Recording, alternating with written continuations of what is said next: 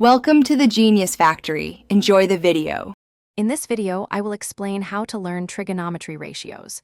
We'll focus on the fundamental concepts that make these ratios easy to understand and apply. Trigonometry is all about the relationships between angles and sides in right-angled triangles. The key to mastering this is understanding the three main ratios: sine, cosine, and tangent, and using the helpful mnemonic SOH-CAH-TOA. Let's start with SOH, which stands for sine equals opposite over hypotenuse.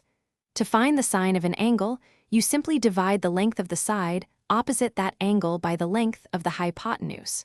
Remember, the hypotenuse is always the longest side, directly across from the 90-degree angle.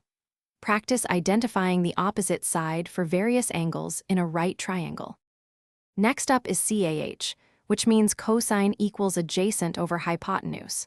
For any given angle, the adjacent side is the one next to it that is not the hypotenuse. So, to calculate the cosine, you divide the length of the adjacent side by the length of the hypotenuse. It's crucial to correctly identify which side is adjacent based on the angle you are working with.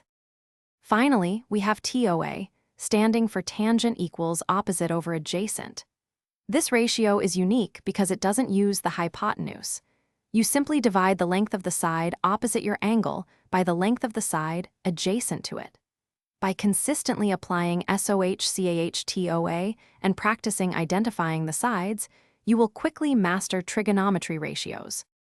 Thanks for watching. If you found this helpful, don't forget to like and subscribe.